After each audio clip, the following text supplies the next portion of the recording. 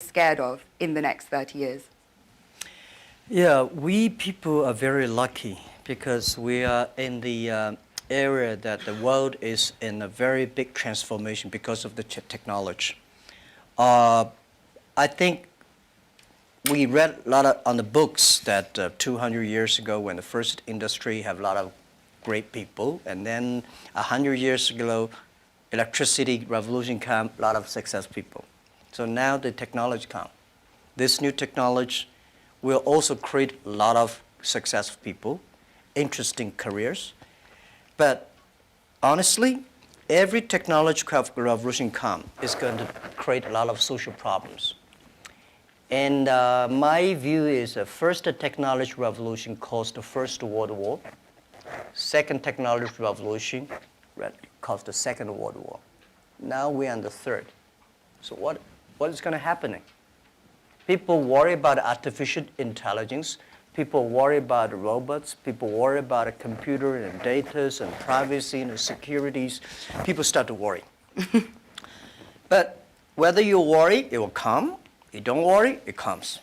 So the thing is how you change yourself. So I think next 30 years, the world is going to be huge change. If there's a third world war, I think the world war should be a war against the disease, a war against environment pollution, right? A war against poverty together. We should not a war against ourselves. But if we do not see clearly that using the new technology to solve this problem, if we do not unite, align together, human beings are going to fight each other. Because every technology revolution will make the world unbalanced. When something unbalanced coming, somebody used to be number one, suddenly become number two, and somebody was number three, and then become number one. It's all not comfortable. So we people, if you're 30 years old, my view is that when you are 20 to 30 years old, you should follow a good boss, join a good company to learn how to do things properly. When you're 30 to 40 years old, if you want to do something yourself, just do it. You still can't afford to lose, to fail. But when you're 40 to 50 years old, my suggestion is that you should do things that you are good at, right? And not do things that, oh, that's very interesting, I want to try something new. It's a bit dangerous more. When you're 50 to 60 years old, spending time training and developing young people, the next generation. When you're over 60 years old, better stay with your grandchildren. But this is normally general like that. Not everybody will like, but most of the people will like that.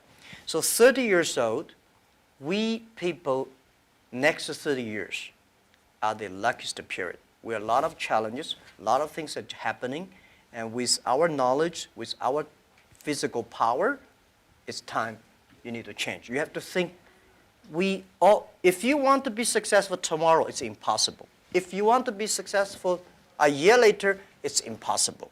But if you want to win 10 years later, you have a chance. That is what I think. Wonderful. And moving on to a topic which is kind of impossible to ignore after 2017. So a third of all the people in leadership positions in Alibaba are women. But the picture elsewhere is a bit more bleak. And a friend of mine recently said something that has really stayed with me. Women are tired of empowerment programs, and we want power.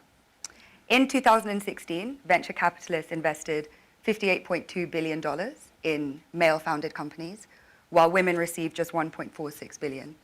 And as 2017 showed, it was a year of sexual harassment scandals, the gender pay gap still exists, and unfortunately, the list does go on.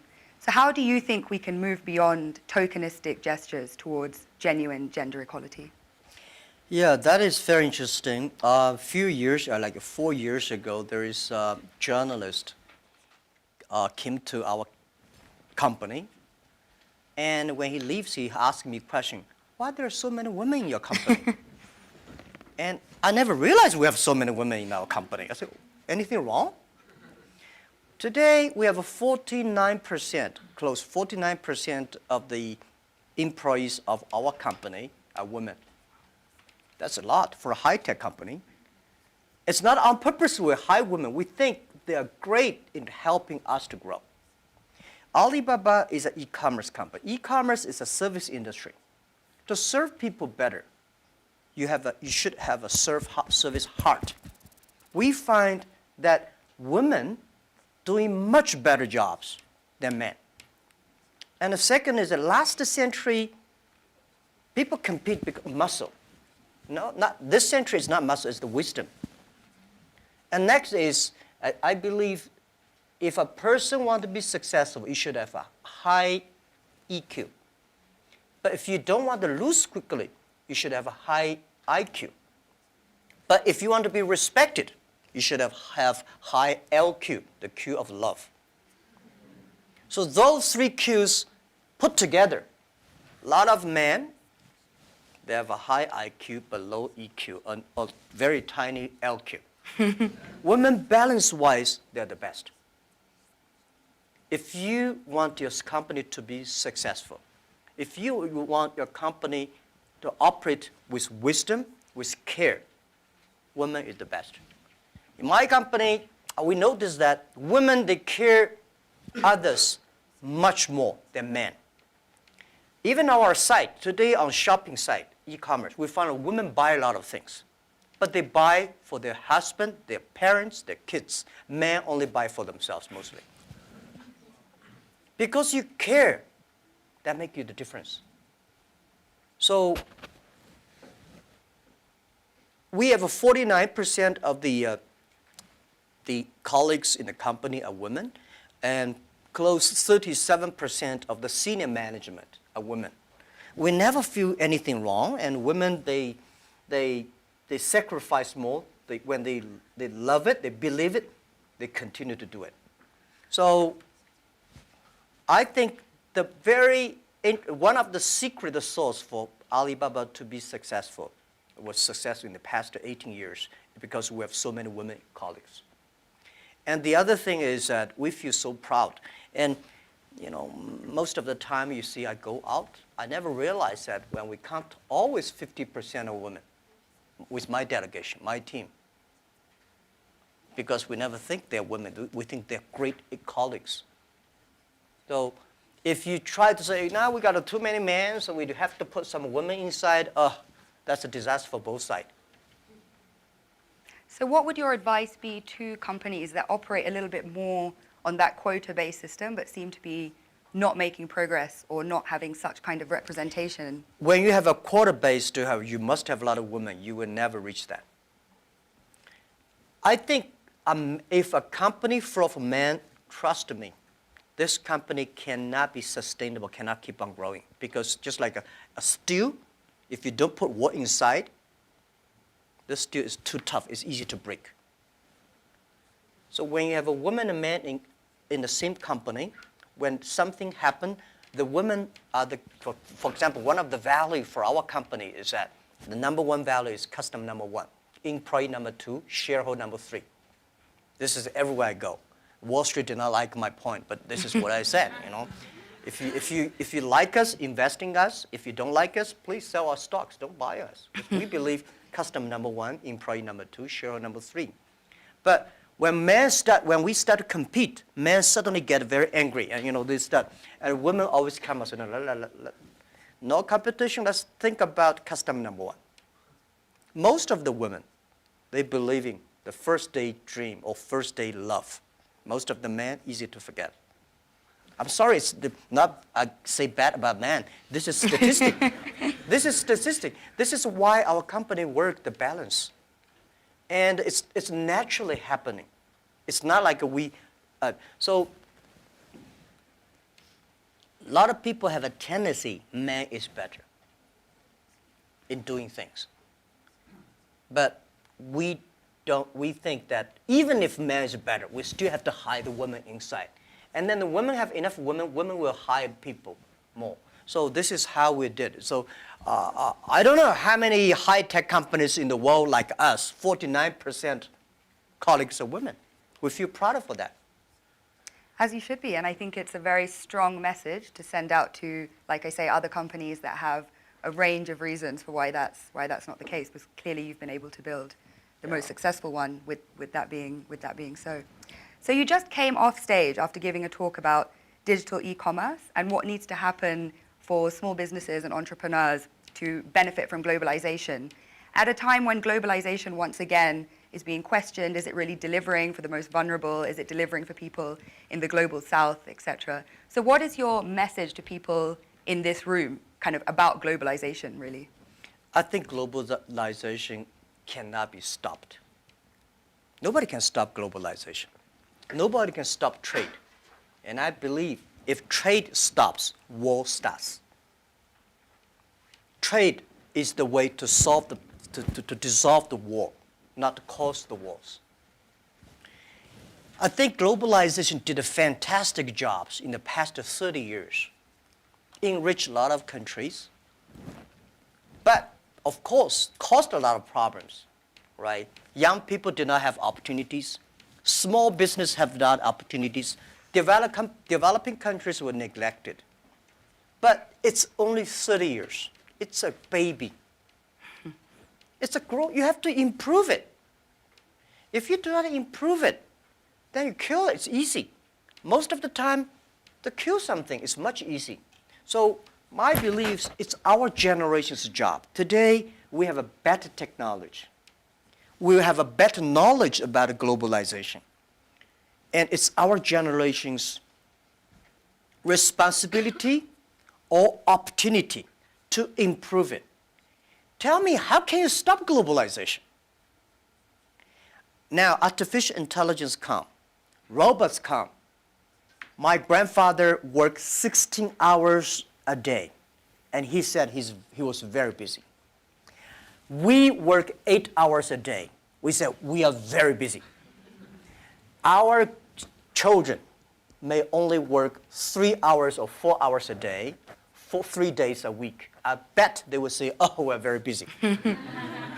Then when you work only 3 hours a day and 4 days a week, what are you going to do?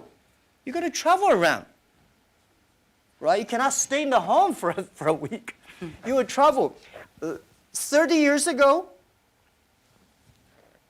normal life, you visit 20 to 30 cities whole your life. 30 years later, in your life, you will visit 300 cities in your life because of mobile. How can you stop it? It's impossible. So thinking about that, the only thing is to improve it, to make it simpler. Global trade should be simple, should be modernized, should be inclusive. Everybody have the opportunity.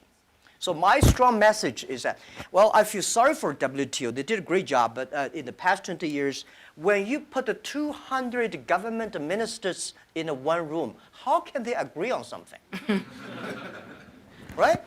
Because I don't like your country. No matter how good suggestion you have, I say no. But business people, even if we put 200 business people in one room, we will surely agree on something.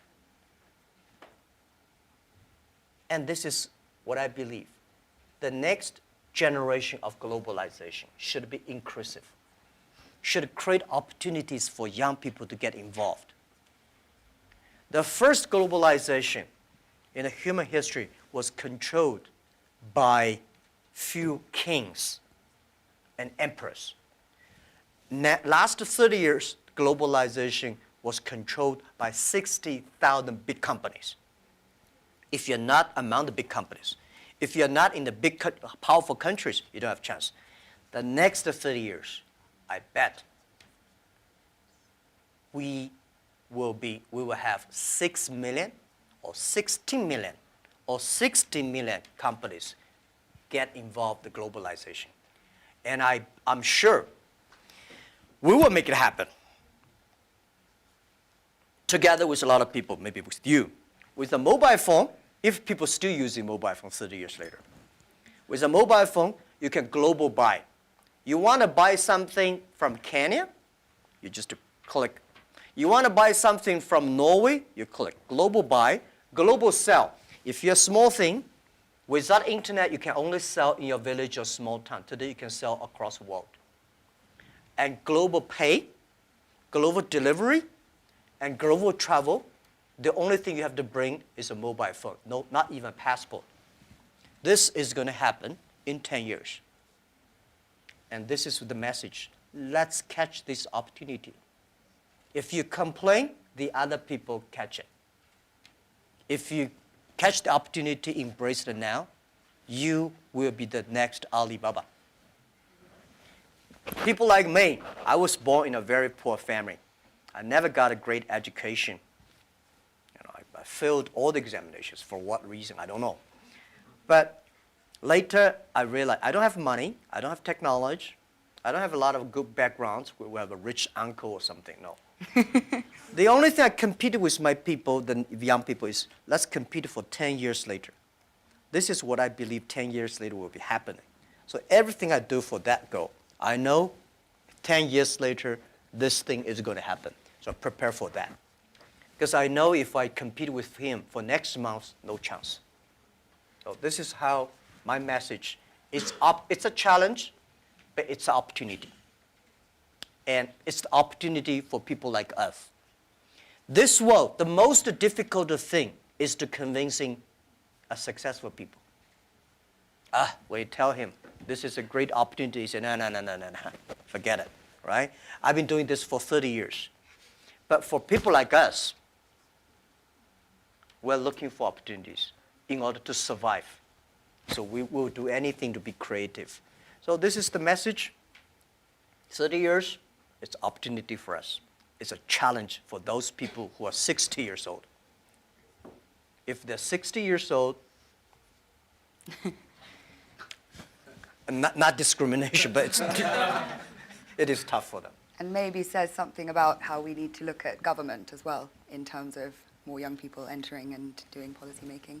So if there are these 6 or 16 or 60 million businesses and we're all kind of hyper-connected, on a more fundamental level, do you think consumption is making us happy?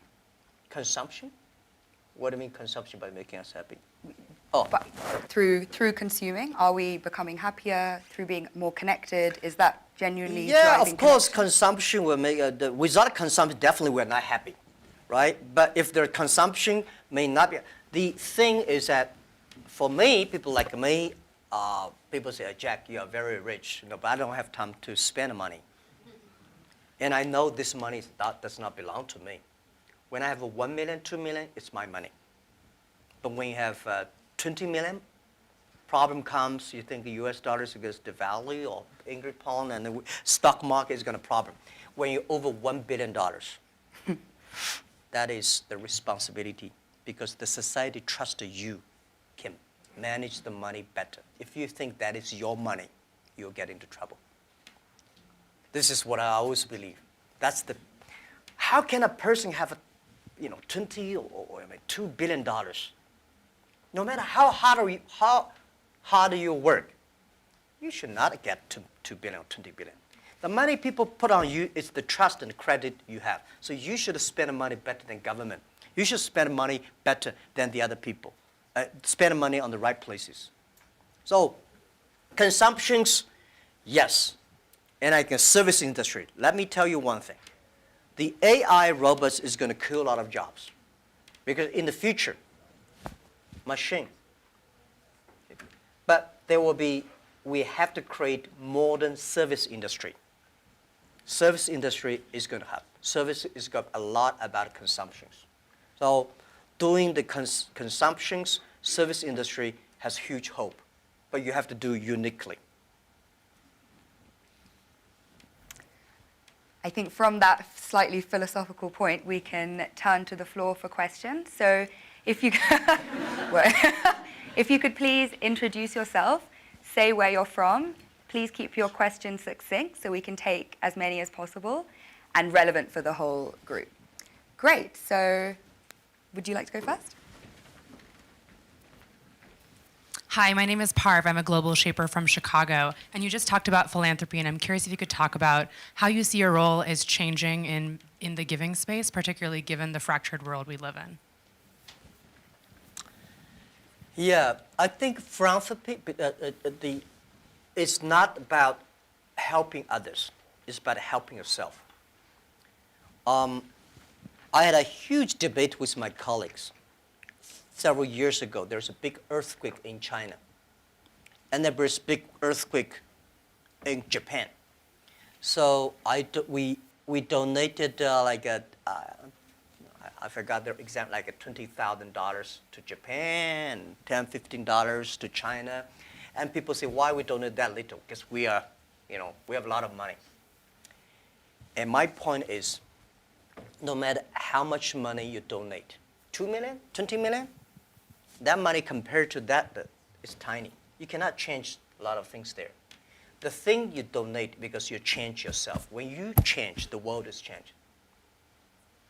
You have to change yourself, right? And the next thing is that philanthropy is about action. It's about involvement. It's not about giving money. It's about to wake up people's consciousness. So I think, to me, I grow up, and my globalization is grow up in this place. Year 2001, when I was nominated as a Young Global Leader, I had no idea what is Davos, where is it, and what is about a Young Global Leader.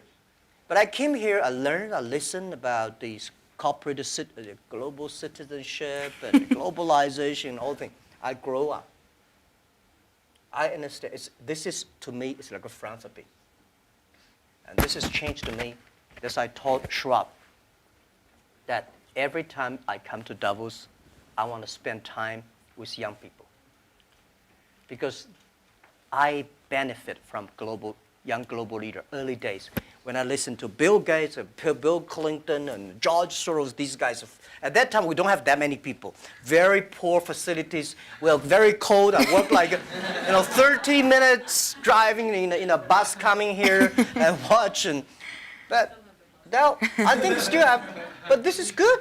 This is the tuition we pay for a grown-up. And now, to me, I think spending time with you benefit me, and also I want to tell you my true experience. It's a philanthropy. It does not necessarily mean money.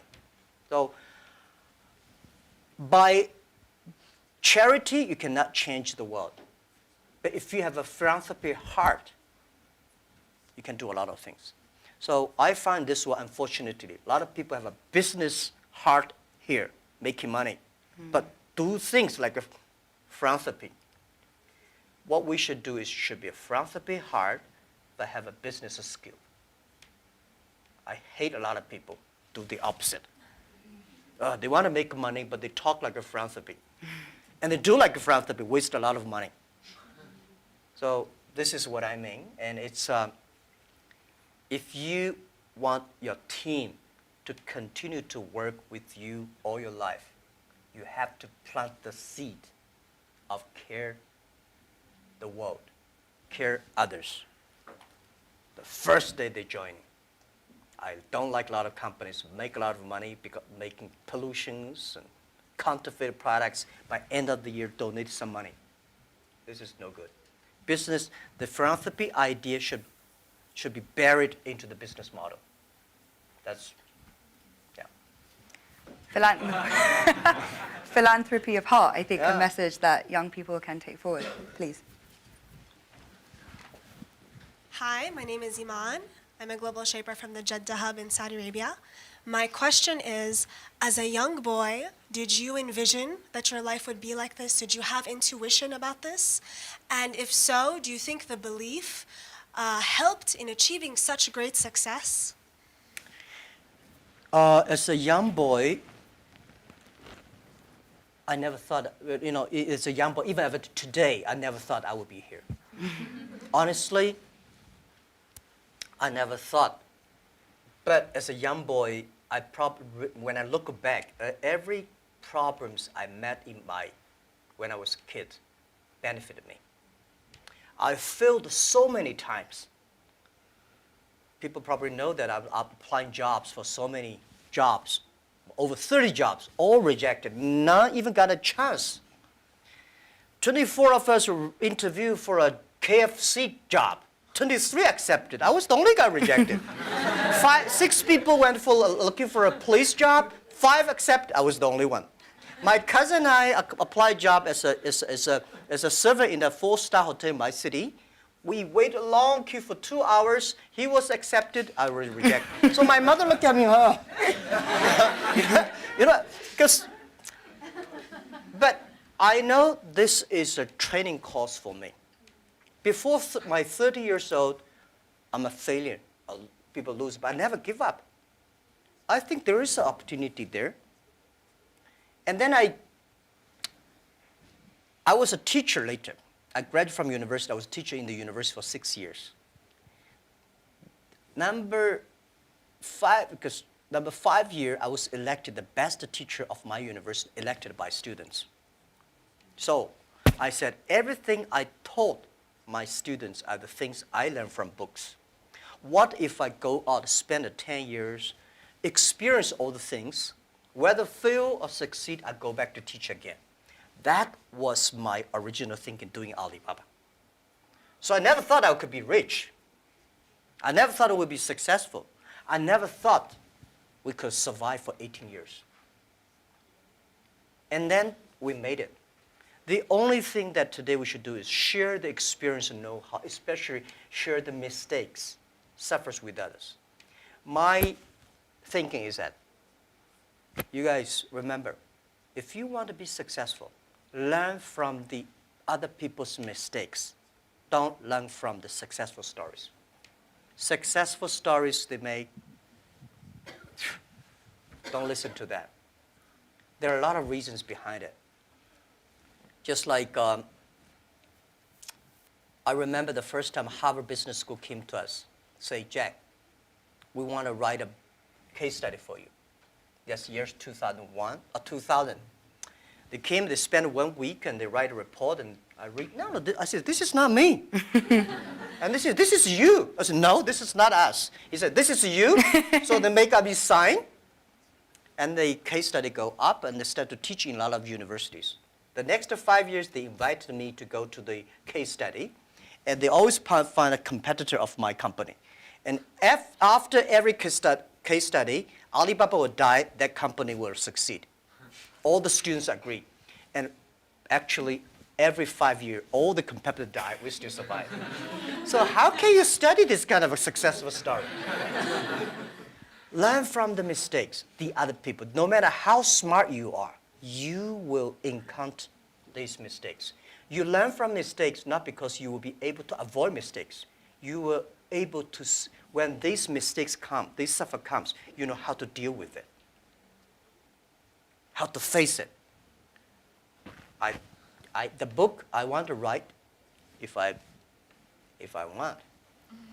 can, is Alibaba 1001 Mistakes.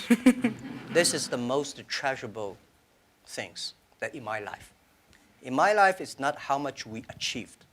It's how much we gone through the tough days and mistakes. And this is what, if you start to think now, would be good. So if you ask me when I was a boy, I never thought about that. Never. Let's go to the back of the room. Yeah.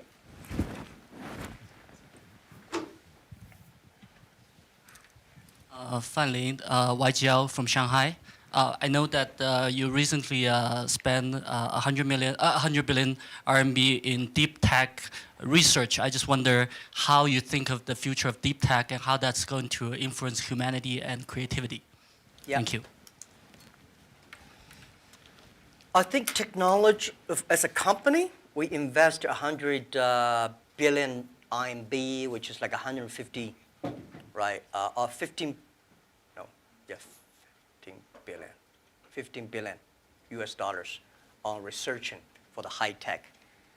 As a company, I hope in the future we gain our profit because of our technology, not because of our size. So we have to invest in technology. But I don't like this kind of, there's a debate. Artificial intelligence, big data is going to threaten the human beings. I think artificial intelligence should support human beings. The technology should always doing something to enable people instead of disable people. When steam machine comes, When cars comes, people hate it.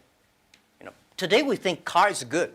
When the automobile when first was designed, people hate, especially this horsemen, right? They destroy every cars they can see. So I would say, people like us, when we have the money, we have the resources, we have all the excellent young people, we should spend money on the technology that enable people, empower people, make life better. So this is what we want to invest. And I think artificial intelligence, no matter how artificial intelligence is good, human being in the future compete with the machine on knowledge, you don't have a chance. Computer is always going to be smarter than you are. When there's a car, forget about who runs faster. When there's a plane, don't think you can fly. When there's a computer, computer is always smarter than you are. They never forget. They remember everything. They never get angry. They calculate faster. But computer can never be as wise as a man. What's the difference between smart and wisdom? My view is, a smart people see something the other people don't see. A wise people see something, he pretend he did not see it. A smart people know what he want. A wise people know what he doesn't want. A wisdom, the person with wisdom knows, only you know I don't want this. Then you know what do you want. So I think this is the money we invest to support human beings, not supporting Alibaba. This lab is open to the whole world. It's not supporting Alibaba at all. Yeah. Wonderful. So hi, I'm Saad, Global Shaper from the Islamabad Hub. I really want to know what you think about leadership. Is it something that comes from the heart when it comes to decision making as a leader, or is it something that that you have to take, you have to think through your mind as well, or is it a bit of both? Like as a leader, when you make decisions, would you go with something that you really feel about from your heart, or would you try to have a mix of your mind and your heart when you make decisions? Yeah, I think it's a good question. I've been thinking about that. First, it's your nature instinct. There must have something that you different. Second is you need training.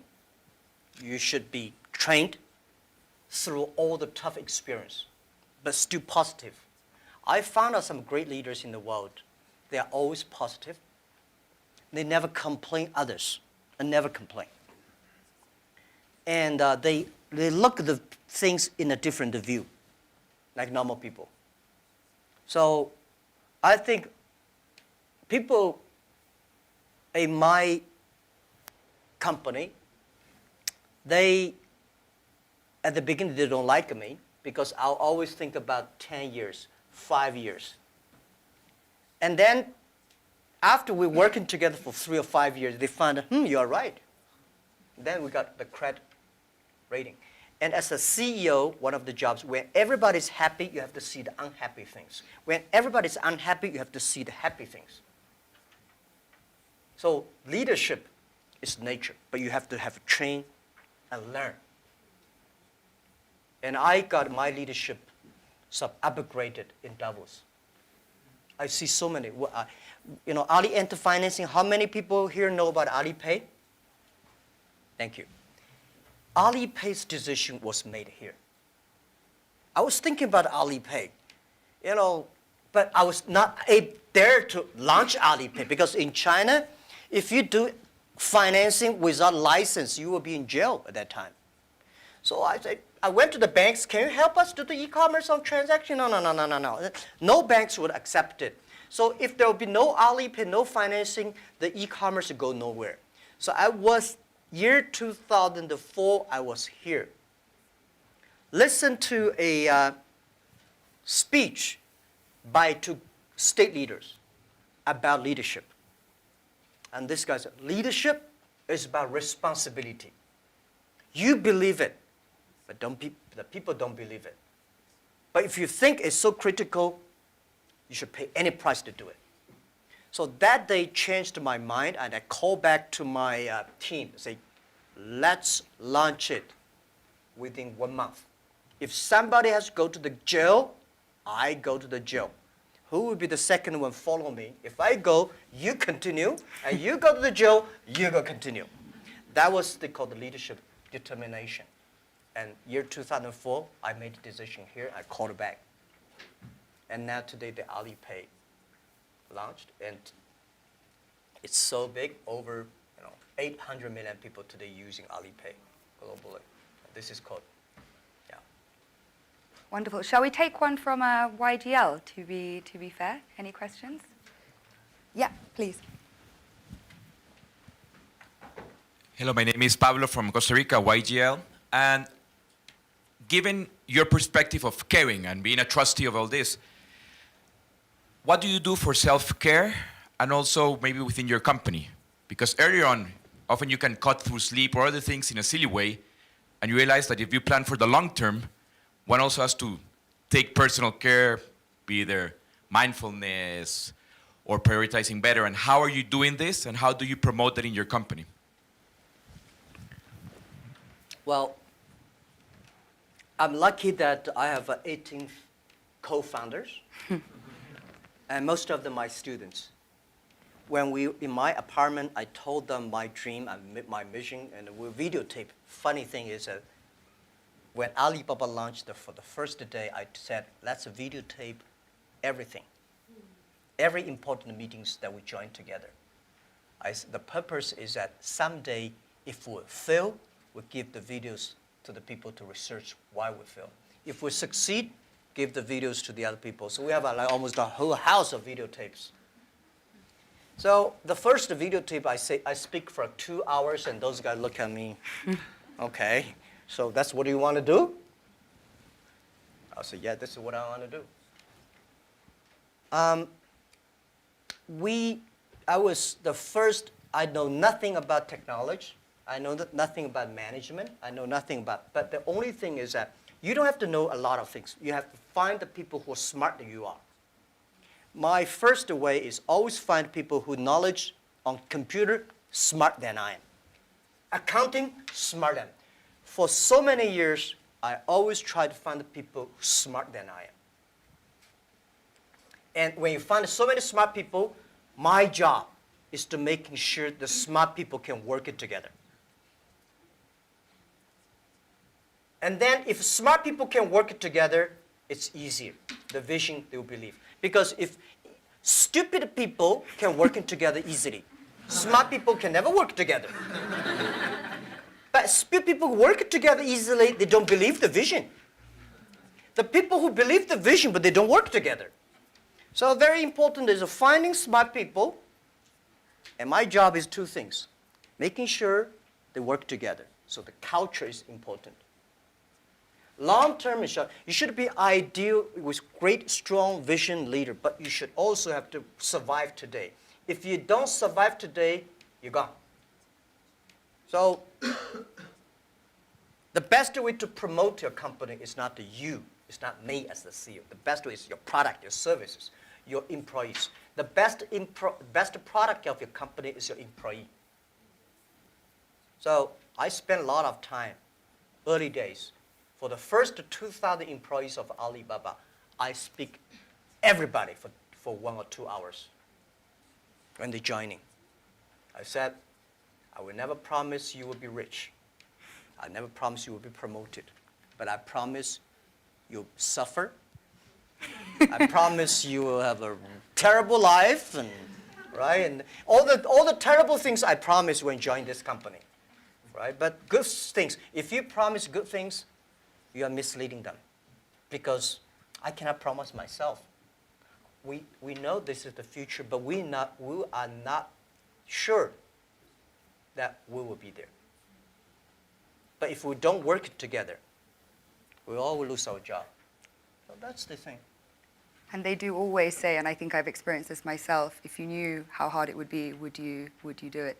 And it seems for you, a key part of leadership is leaving the ego at the door and being willing to hire people better than you, who you can then kind of empower to carry out your vision. Yeah. Wonderful. Yeah. Hi, I'm Iman from Global Shaper Jakarta Hub. How does your experience of being a teacher influence how you run the business today? And do you have any message for those who are working in education space? Thank you. How the How does your experience of being a teacher in early days Oh. influence how you run the business Oh, today? yeah. Let me tell you one thing. I never thought I could be a CEO. I never thought later I'd become a good CEO. One of the things I learned is from teachers. As a teacher, very important character of a teacher is the teacher always expects his students better.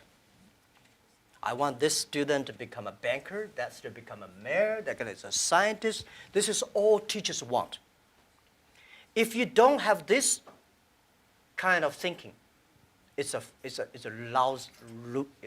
terrible teacher. A good teacher always wants the other people better. You don't want this teacher in jail, that teacher is a bankrupt, that teacher is, you know. So as a CEO, I trained myself is I always want those people join the company do better than they thought. And everything the company should do is making sure the good environment to training him to be more positive. And everything we do, this is a teacher. And teacher does not mean I know better than you are. Everything I know better than you are because I learn from others. So a teacher should learn all the time. A teacher should share all the time. A teacher should always expect the other people better than you are.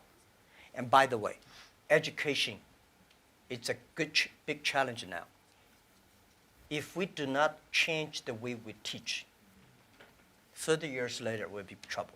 Because the way we teach, the thing we teach our kids are the things the past 200 years is knowledge-based. And we cannot teach our kids to compete with machine who is smarter.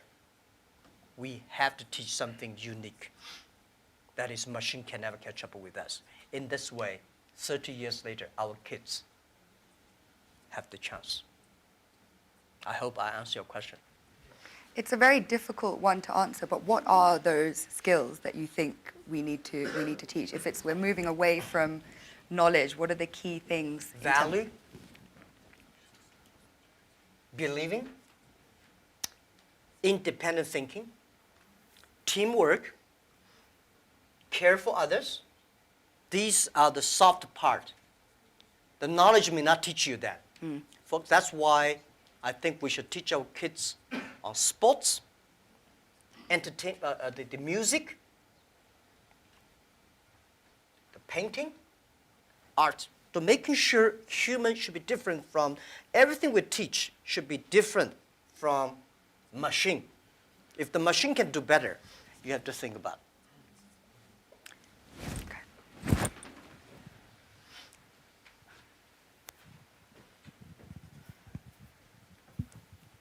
Hi, this is Hashim Al-Musawi from Manama Hub, Bahrain. Talking about education and the Fourth Industrial Revolution, we have been talking about people losing their jobs or they are not qualified enough with the skills needed. What are you doing for the people within your company to get up to date, to get continuous learning, to know what's the technologies needed for the future? Thank you. Okay, luckily I don't have to do a lot of these kind of things in my company because we are fighting every day for the future. We know if we do not work hard, Facebook, or Google, and Amazon, all these are going to do better, right? So this is why we are globalized. It's a competition globalized, but we know that it's not about technology competition. All the people today, not like 18 founders, we only have 2.5 people are engineers. Today we have more than 25,000 engineers. They are all smart people. They do much better job than the 18 years ago. But the only thing I want to making sure that these people have a philanthropy heart. Because the data we have, the technology we have, if they do not have a great heart inside, we are going to make disaster for the world. Google, Facebook, Amazon, Alibaba, these companies, we are the luckiest company of this century. And we have the if we're lucky, we have the responsibility that we should have a good heart to do something good. But on the other thing I want to say is about that making sure that everything you do is for the future. For example, you know about Singles Day? Singles Day, shopping day. November 11th is the day we created. Last year, that day, we sold 25 billion US dollars for one day.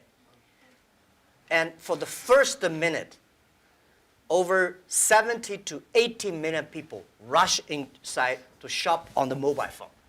So you have to making sure the system is good enough. We have to finish 270,000 transactions per second. Can you imagine that? hard to compute. 270,000 transactions per second. If we do not have that kind of computing capability, the whole system will crash because we have several hundred million people waiting to pay the money. So this technology, we know why we do this for one day, because we want to test the technology. This technology should be inclusive, because we know today in China we create probably like 100 million package delivery. We believe a day. 5 years later, the whole world would deliver 1 billion packages per day. Think about what's the technology. Are we ready for that? So the Singles Day is to testing this technology and to be inclusive. So making sure the market drive them, not the boss drive them.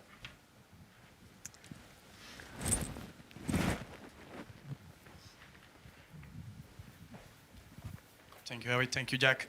Jesus Cepeda from Mexico, from the Monterrey Hub, Global Shaper. We have been talking a lot about our generation, and I really like the conversation about 30 years before, 30 years after. Actually, I have been hearing these days that we haven't had this snow in 30 years here. So the question is going to a quote of Professor Schwab. He said a couple of months ago to the Global Shapers that we're the first generation that is going to suffer about climate change, and we are the last one that can do something about it.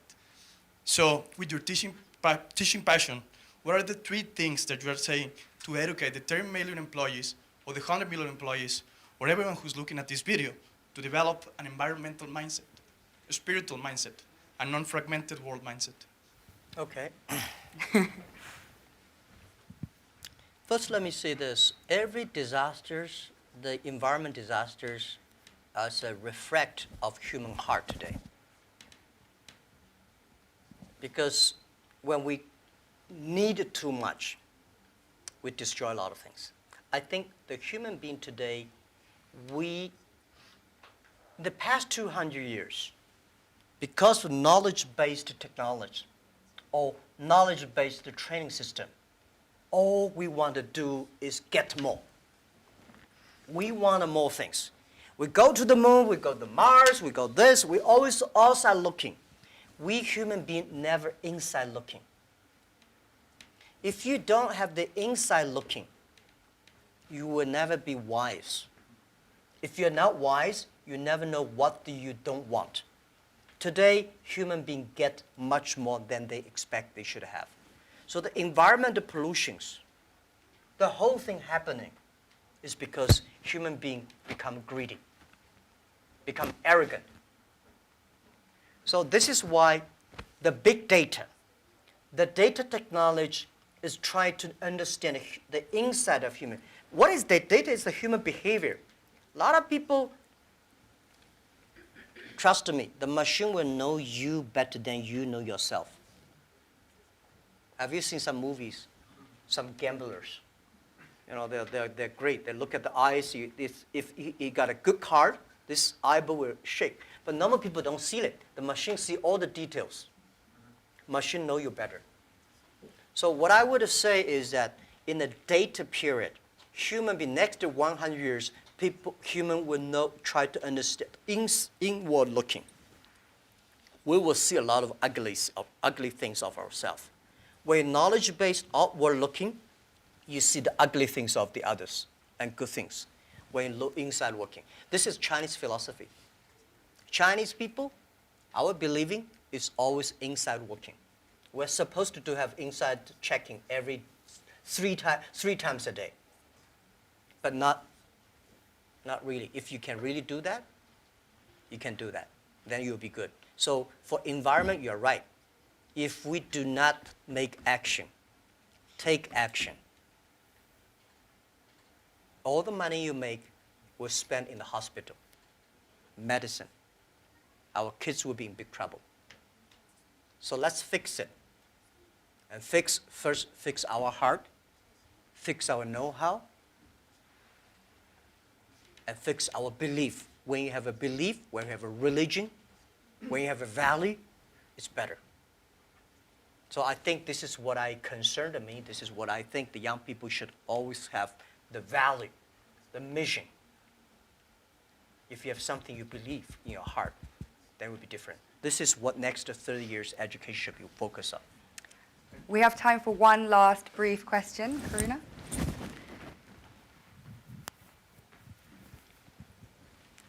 Thank you. This is Karuna from the Portals Hub, Mauritius. And my question is, you talked about your workplace culture. I'd like to have one or two examples, if possible, of how do you motivate your employees. And I'd like to throw in a last question is, how much do you sleep? Because this is such a controversial topic and I keep hearing different versions. Thank you. What about keep the different versions? Some people say you don't need sleep. I've heard CEOs sleep only 4 hours. I've heard CEOs sleep only 3 to 4 hours, and whereas I've heard you need at least 8 hours. So yeah, I'm a bit divided, and I'd love to know your secret. Thank you. Yeah. How do I motivate, incentive or motivate my colleagues? You have to find the people that can mobilize themselves. It's impossible to encourage a negative person. So the people you hire, the people work together, they have to be, or you cannot, we have 65,000 employees now, you cannot hire all of them that positive, but at least the people work with me. My management, leadership, several areas, they have to be positive. They have to know to incentive the others, because I cannot incentive everybody. And making sure the culture. So I think it would be very painful for me to talk to my vice president, and he need to be incentivized and mobilized every time, right? This won't work. If he does not know how to incentivize or mobilize his people, it's better. I don't think he will be the vice president. He should be a good engineer, good designer, but not a good leader. A good leader should know how, but not by only money. Most of people incentivized or mobilized not because you give them a lot of money. You give them respect, trust, appreciation, and correct, heartful advice. When you come to my meetings, internal meetings, you will be shocked because we are not like a lot of the other Chinese company. The boss say, everybody listen, take notes, and go down. We are like a war room. We make decisions based on whose voice is louder. Right? Early days, we fight and talk, and then making sure everybody speak up. Right. So this is also a way of mobilize and incentive. There are a lot of ways, and different people have a different way to send incentive. So this, how much time I sleep? Yeah, I have a problem. I mean, I sleep not very short, but not good. And I don't eat a lot. This is something that I was curious. I don't eat a lot. I'm a very picky on the food. And I don't know, sometimes I would love to see what the things that make me work like that. But for sure, that if I suddenly give me 1 month vacation, I'll collapse. I think there'll be something in my heart, maybe the mission. At the beginning, it's a mission of 18 people. Today, we have 65,000 people. they all believe the mission. So if I give up, I can give up my position, but I should not give up the mission. If I give up, everybody say, hey, no. So, and then especially today, Alibaba at this size, people continue to say, for this size, the growth rate will be tiny or down. So what's the 10, 20 years Alibaba will look like? If you want to still be greater or triple our size, what the direction? How to do it? So I spend a lot of time thinking. And I love to think. Good thing is I have a good team now. I think, I do the talk, they do the work. Yes. On that note, I'm sorry we didn't have